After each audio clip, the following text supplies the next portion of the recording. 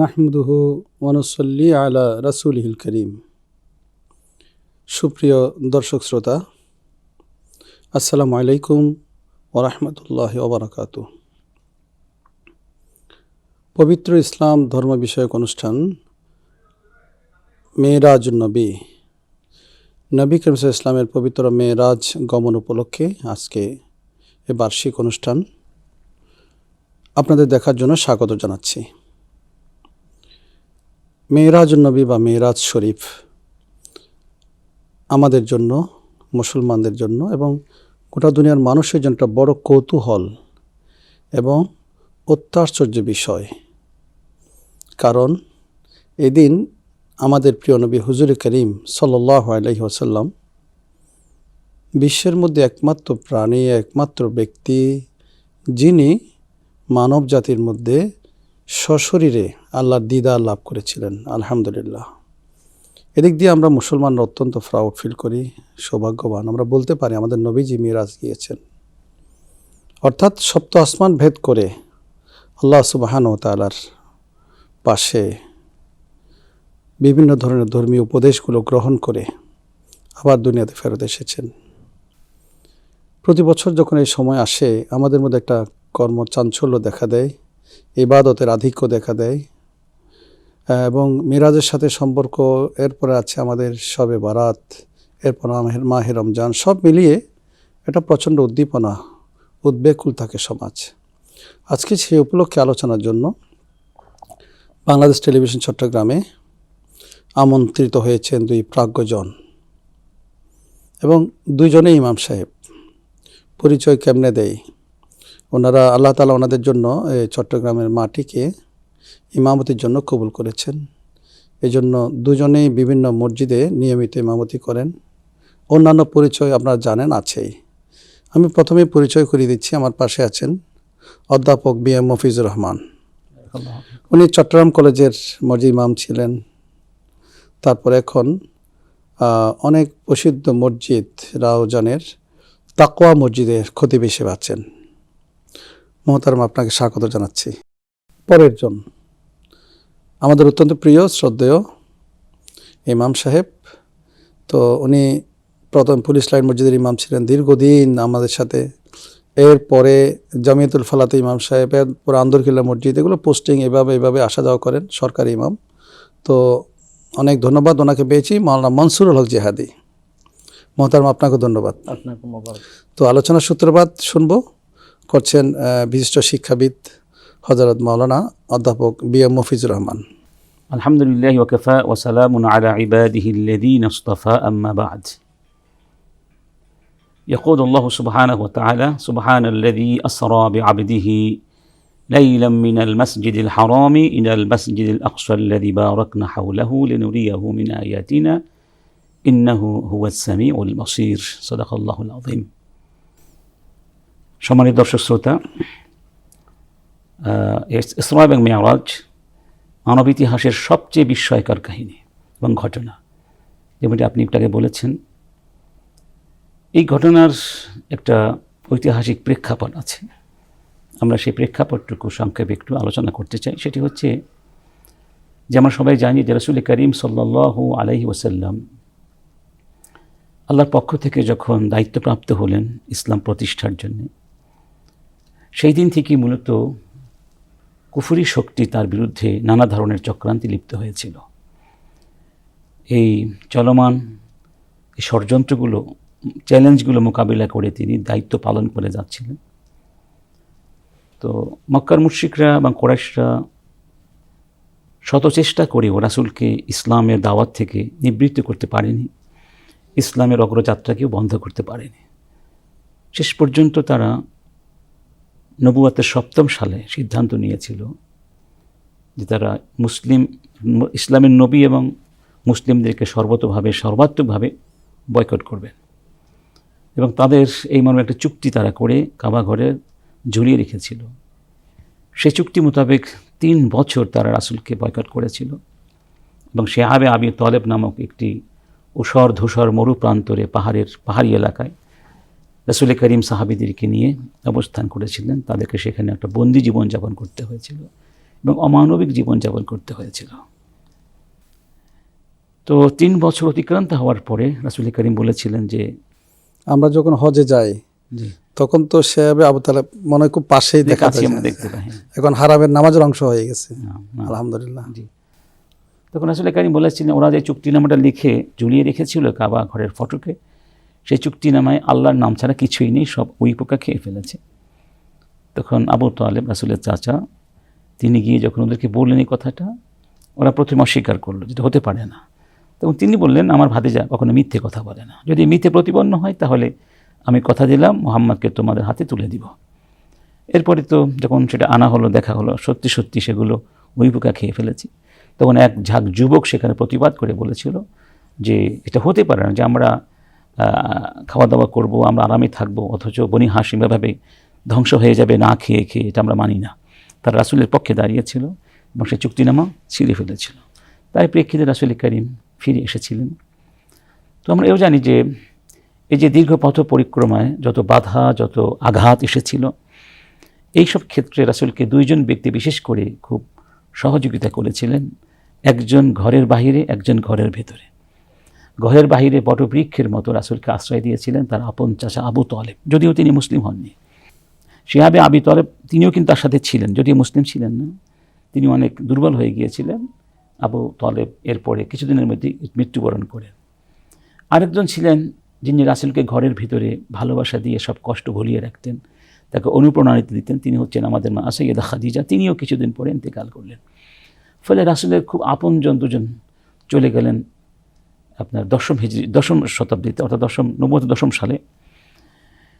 তখন রাসূলের উপরে এবং মুসলমানদের উপরে মক্কার মুশরিকদের পক্ষ থেকে ভয়ানক নির্যাতন এবং জুলুমের মাত্রা খুব বৃদ্ধি পেয়েছিল, স্টিমুলেশন চলছিল। রাসূল ভাবলেন যে দাওয়াতের অন্য কোনো ক্ষেত্র আবিষ্কার করা যায় কিনা। অনেক চিন্তা করে তিনি তায়েফ গিয়েছিলেন। তায়েফের লোকগুলো রাসূলের প্রতি আরও নির্মম নিষ্ঠুর আচরণ করেছিল। তারা, আমরা সবাই জানি, পাথর নিক্ষেপ করেছিল রাস্তার 2 পাশ থেকে, এবং রাসূলকে বৃষ্টির মতো পাথর মেরে তারা হত্যা করতে চেয়েছিল, এবং তারা ধারণাই করেছিল মুহাম্মদ মরে গেছেন। নাউযুবিল্লাহ। ওরা চলে গেল, এসব ইতিহাস তো আমাদের জানা আছে। এরপরে রাসূল যখন মক্কায় ফিরে আসলেন, স্বাভাবিকভাবেই তিনি ক্লান্ত, শ্রান্ত, রক্তাক্ত এবং খুবই বেদনা বিধুর ছিলেন, যেন গোটা পৃথিবী সবগুলো দুয়ার তার চোখের সামনে এক এক করে বন্ধ করে দিচ্ছিল। যখন অবস্থা এরকম ছিল, সেই মুহূর্তে আল্লাহর পক্ষ থেকে ইসরা এবং মেরাজ সংগঠন করা হয়েছিল। আমরা চাই আপনার কাছে সেই মিরাজ নামাটা একটু সংক্ষেপে যদি বলেন। যে এখানে 2টো স্তর বা দিক রয়েছে, একটি হচ্ছে আল ইসরা, আরেকটি হলো মেরাজ। ইসরা হচ্ছে রাত্রিকালীন পরিভ্রমণ, অর্থাৎ মক্কা থেকে বাইতুল মুকাদ্দাস পর্যন্ত রাত্রিকালীন সময় যে আল্লাহ পাক তার নবীকে পরিভ্রমণ করিয়েছিলেন, সেটি হচ্ছে মেরাজ। ইসরা এবং ইসরা কিন্তু কোরআনের দ্বারাই সাব্যস্ত হয়েছে। সুবহানাল্লাযী আসরা বিআবদিহি লাইলাম মিনাল মাসজিদিল হারামি ইলাল মাসজিদিল আকসা, এখানে স্পষ্ট বলে দেওয়া হয়েছে। এই ব্যাপারে কারো কোনো দ্বিমত নেই। এবং বাইতুল মুকাদ্দাস থেকে আল্লাহ সুবহানাহু ওয়া তাআলার একান্ত সান্নিধ্যে আরশে আলায় রাসূলকে যে নেওয়া হয়েছিল, এই আপনার মহাকাশ ভ্রমণ বা মহাশূন্য ভ্রমণ, এটিকে বলা হয় আল মেরাজ।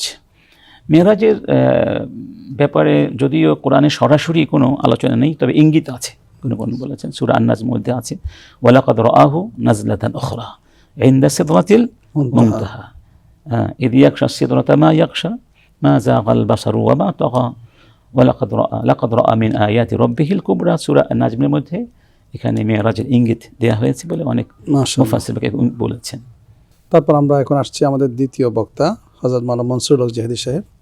মেরাজের শিক্ষা সম্পর্কে আপনি আমাদের কিছু ধারণা দিবেন। কি শিক্ষা আমাদের জনগণ, পাবলিক, ছাত্ররা, ছাত্রীরা, নারীরা, মুসল্লিরা পাইতে পারে?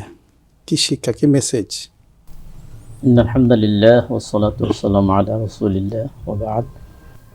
সম্মানিত দর্শক শ্রোতা, আল্লাহ তাআলার কৃতজ্ঞতা জানাচ্ছি। আমরা রাসূলুল্লাহ সাল্লাল্লাহু তাআলা আলাইহি ওয়াসাল্লামের জীবনের সবচেয়ে গুরুত্বপূর্ণ মুজিজার মধ্যে একটি মুজিজা মেরাজ বিষয়ে আমরা আজকে আলোচনা করছি।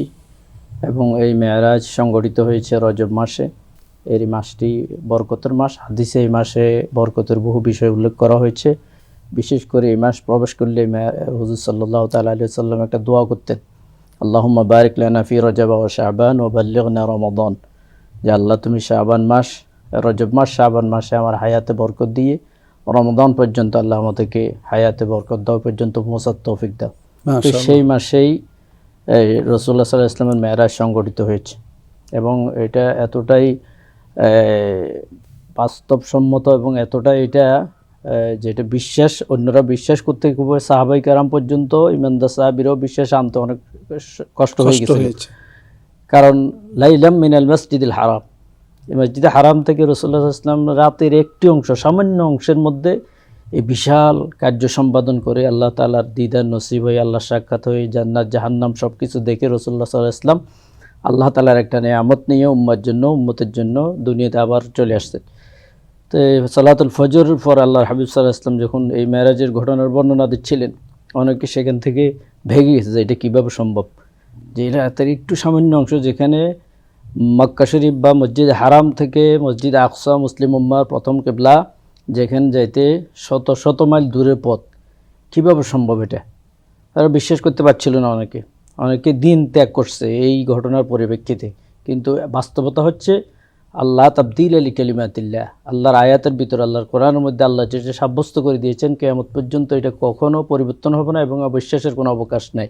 তা আল্লাহ তাআলা যেহেতু এটাকে বলে দিয়েছেন যে এটা হয়েছে আমার রাসূলের, এজন্য রাসূলুল্লাহ সাল্লাল্লাহু আলাইহি ওয়াসাল্লাম সর্বপ্রথম মক্কা শরীফ থেকে, মক্কা মুকাররমা থেকে মসজিদে আকসা, যেটা আমাদের প্রথম কিবলা, বর্তমান যে মসজিদে আকসা এখনও পর্যন্ত ইহুদিবাদী ইসলামের দুশমনরা ষড়যন্ত্র করে যাচ্ছে, যে মসজিদ এখনও পর্যন্ত পুরো মুসলিম উম্মার জন্য উন্মুক্ত হয় না, যে মসজিদ প্রথম কিবলায় রাসূলুল্লাহ সাল্লাল্লাহু আলাইহি ওয়াসাল্লাম কেবলা বানিয়ে প্রায় 17 মাস পর্যন্ত নামাজ আদায় করেছেন। রাত্রিকালীন রাসূলুল্লাহ মেরাজের ওই রাতে মসজিদে হারাম থেকে সর্বপ্রথম মসজিদে আকসায় গেছেন। সেখান থেকে ঊর্ধ্বগমনের যে ঘটনা, সেটা হচ্ছে মেরাজ। এটা হচ্ছে আসরা, এক অংশ আসরা, এক অংশ মেরাজ।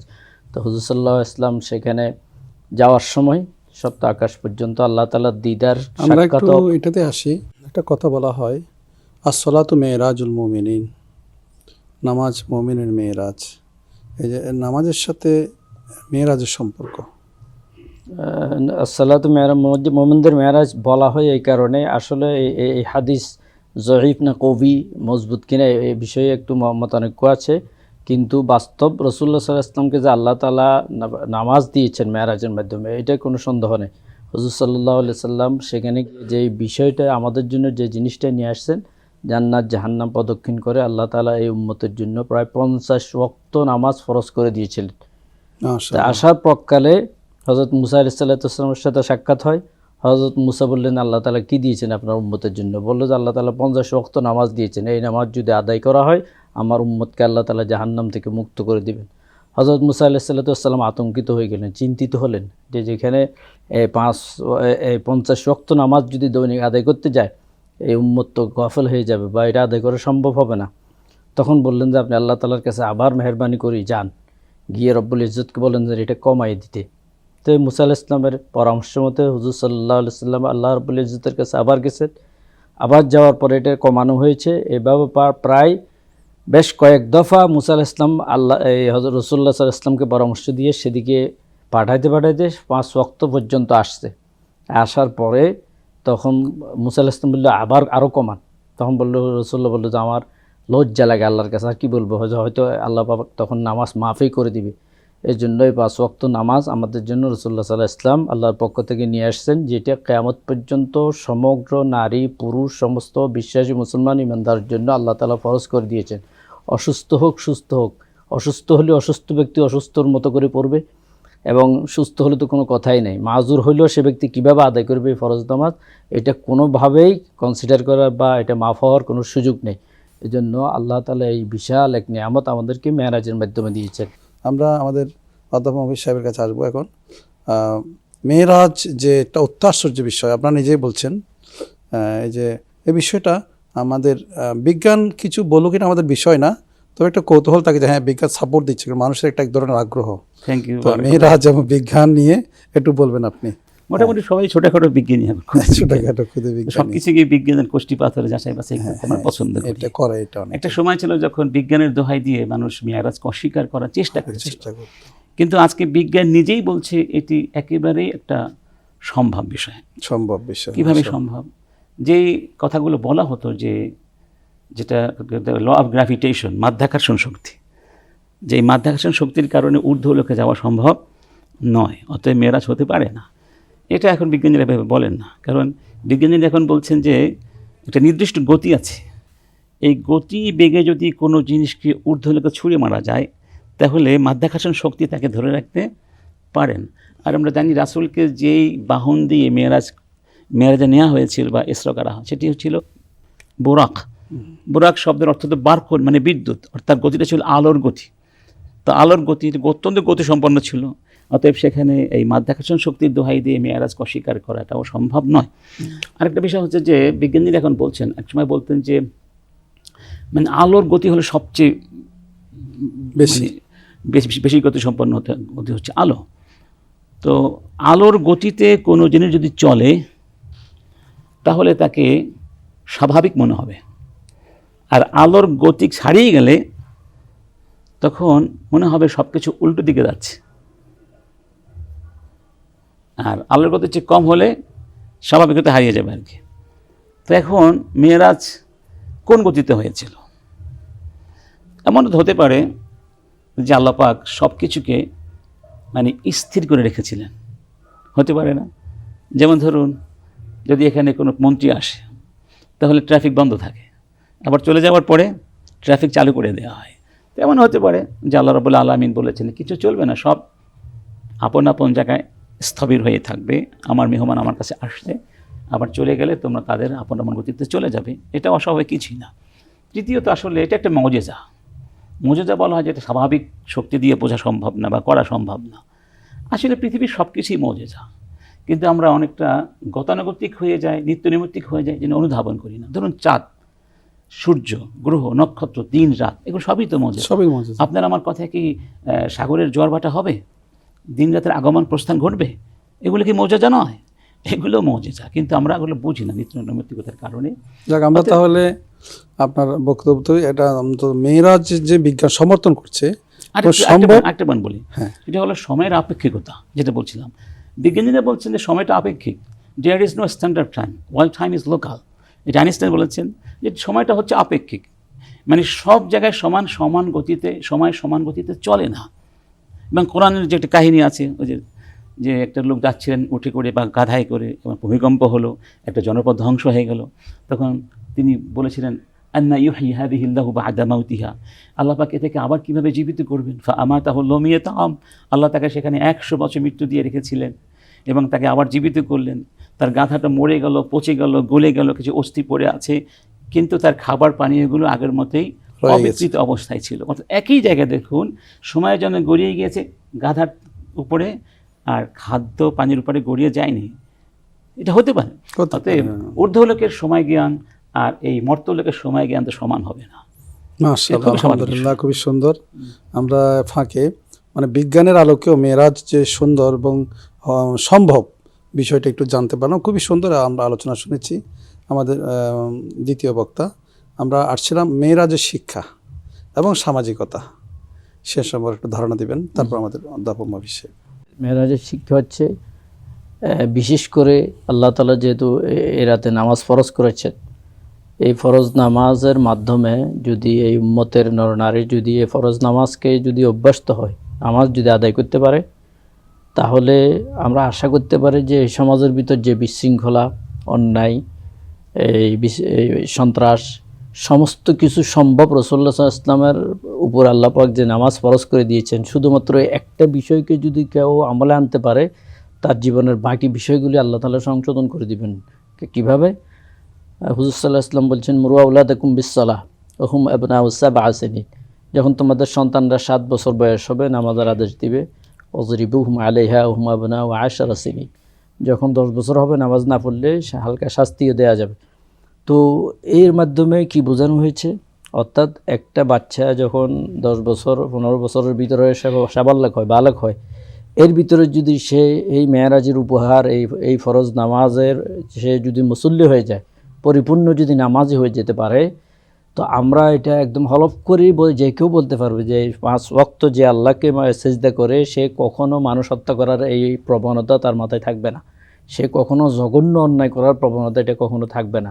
নারী পুরুষ সকলের আত্মমর্যাদা এবং বিশেষ করে আত্মসংশোধনী যেটা, এই সংশোধনী আল্লাপাক তার মাধ্যমে, সালাতের মাধ্যমে, নামাজের মাধ্যমে আল্লাপাক দিয়ে দিবেন। এই কারণেই কোরআনে পাকে উল্লেখ হয়েছে, যখন কোনো মুসলিম রাষ্ট্রের শাসক রাষ্ট্রের দায়িত্বভার গ্রহণ করে, আল্লাযীনা ইম্মাক্কান্নাহুম, সূরা হাজের আয়াত, আল্লাযীনা ইম্মাক্কান্নাহুম ফিল আরদি আকামুস-সালাহ ওয়া আতাবুজ-যাকাহ ওয়া আমারু বিল মা'রুফ ওয়া নাহাউ আনিল মুনকার।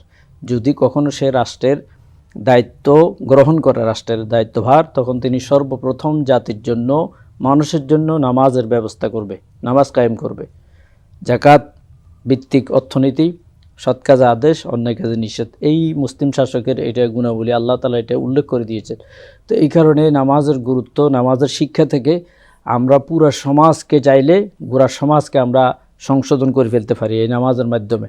এবং মেরাজের এই শিক্ষা থেকে আমরা এই নামাজের ফজিলত থেকে, নামাজের গুরুত্ব থেকে, নামাজের বিষয় থেকে আমরা যদি এর দাওয়াত অব্যাহত রাখি, আমরা আশা করি যে ছোট প্রজন্ম, এখন যারা বয়সের ছোট, এরা যদি স্কুলেও পড়ে, এরা ইংলিশ মিডিয়ামও যদি পড়ে, মাদ্রাসারগুলোতে এমনিতে নামাজি হয় আল্লাহর ফজলে, নামাজের পরিবেশে থাকার কারণে, আমাদের অন্য সোসাইটিতে অথবা অন্য একাডেমিতে পড়ালেখার কারণে যদি সে নামাজ ভিত্তিক যদি সমাজ চালু করা যায়, তাহলে ইনশাআল্লাহ তাআলা সে একটা বড় শিক্ষিত ব্যক্তি হবে, ইঞ্জিনিয়ার হবে, ডক্টর হবে, অথবা আরও বিসিএস ক্যাডার হবে, আরও বড় কিছু হবে। কিন্তু নামাজ তার মধ্যে থাকার কারণে আল্লাহ সুবহানাহু ওয়া তাআলা তাকে 100 রকম ভালো জিনিস তার মধ্যে আল্লাহ তাআলা নামাজের কারণে দিয়ে। আপনার কাছ থেকে মানে বুঝতে পারলাম আসলে মেরাজের শিক্ষা তো আছেই, সবচেয়ে বড় শিক্ষাটা নামাজ। আমার মনে হয় সূরা বনী ইসরাঈলে কয়েকটা বিষয়, যে তোমার হাঁটার বিষয়ে, তোমার দান সৎকার বিষয়ে, এবার প্রায় 14 থেকে 16টা মনে হয় শিক্ষা আছে ওখানে। দুই একটা শিক্ষা যদি বলেন, সময় শেষ, দুই একটা মাত্র। যদিও বলা হয় এগুলি মেরাজের দফা, 14 দফা, হ্যাঁ, যেহেতু সূরা বনী ইসরাঈল নাজিল হয়েছে মেরাজের পরে। জি জি জি, এটা সর্বসম্মতিক্রমের কথা নয়, এটা কোরআনের দফা, কোরআনের শিক্ষা হতে সম্ভব কিছু না। এখানে পিতামাতার হকের কথা বলা হয়েছে, মানব হত্যা নিষেধাজ্ঞা এসেছে, তারপরে আল্লাহর পথে দান করাতে কথা বলা হয়েছে, তারপরে ছেলে মেয়েদেরকে অন্যায়ভাবে হত্যা না করার, শিশু হত্যার নিষেধাজ্ঞা এসেছে, তারপরে আপনার এর আগে রয়েছে অঙ্গীকার পালন করতে বলা হয়েছে, এবং পরিমাপে সঠিক পরিমাপ দিতে বলা হয়েছে। পৃথিবীতে অহংকার করে হাঁটতে নিষেধ করা হয়েছে, অপচয় অব্যয় করতে নিষেধ করা হয়েছে। এগুলো অসাধারণ কিছু সামাজিক নীতিমালা, অসাধারণ, যেগুলো আসলে সমাজকে সভ্য সমাজ বানাতে সবচেয়ে সক্রিয় ভূমিকা পালন করতে পারে। এখানে আমরা একটু দেখি যে রাসূলকে যখন মেরাজে নেওয়া হলো, শিক্ষাগুলোর মধ্যে থেকে কিছু শিক্ষা সংক্ষেপে বলছি, যে এটা কিন্তু রাসূলের জন্য সান্ত্বনা ছিল, যে দুনিয়ার সব দুয়ার বন্ধ হয়ে গেল, আমার দুয়ার তোমার জন্য খোলা আছে। দ্বিতীয়ত, মেরাজ থেকে এসে রাসূল কিন্তু কিছুদিনের পরে হিজরত করেছিলেন এবং সেখানে গিয়ে রাষ্ট্র প্রতিষ্ঠা করেছিলেন। তাহলে মেরাজ ছিল মুসলমানদের জন্য একটা কঠিন অগ্নি পরীক্ষা। এই অগ্নি পরীক্ষা যারা পাশ করেছিলেন তাদের সংখ্যা কম হলেও রাসূল তাদেরকে নিয়ে একটি রাষ্ট্র গঠন করতে পেরেছিলেন, তাদের মুহাজির হয়েছেন। মেরাজ ছিল রাসূলের নবুয়তের সত্যতার অকাট্য প্রমাণ। যখন মক্কার মুশরিকরা এসে বলল, সত্যি যদি হয়ে থাকে তোমার কথা, তাহলে বলো তো কাবা, বাইতুল মুকাদ্দাসের কয়টি দুয়ার আছে, কয়টি জানালা আছে? রাসূল তো আর জানালা গণনা করতে জাননি, বিব্রত অবস্থায় পড়ে গেলেন। আল্লাহ পাক তার সামনে তখন বাইতুল মুকাদ্দাস তুলে ধরেছিলেন, রাসূল সেগুলো দেখে দেখে সবকিছু আনুপাঙ্খিক বিবরণ দিয়েছিলেন। তখন তারা বলছিল সদাকতা, হ্যাঁ সত্যি বলেছে। এটা নবুয়তের সত্যতার একটা বড় প্রমাণও। আলহামদুলিল্লাহ। তো দুই পাকজনকে আমি ধন্যবাদ জানাচ্ছি, কৃতজ্ঞতা জানাচ্ছি। প্রিয় দর্শক শ্রোতা, এতক্ষণ ধরে যে আলোচনা আমরা শুনেছি, আসুন আমরা সেগুলো আমল করি এবং আমাদের মসজিদে, মক্তবে, খানকায় সব জায়গায় মেহরাজকে এস্টাবলিশ করি, মেহরাজের শিক্ষাকে আমরা অনুপ্রাণিত করি, অনুশীলন করি, প্রচার করি। এটা এখান থেকে দূরে থাকলে আমাদের এই যে বক্তা মহোদয়রা বলছেন, আমরা সেগুলো অনুসরণ করছি না। আসলে এটা উম্মতে মুহাম্মদের শ্রেষ্ঠত্বের শিক্ষা, তা আমরা শ্রেষ্ঠত্ব নই কেন? আসুন না মেহরাজের আলোকে আমরা গবেষণা করি। আল্লাহ তৌফিক দান করুন। আপনাদের সকলকে নিরন্তর শুভেচ্ছা। আল্লাহ হাফেজ।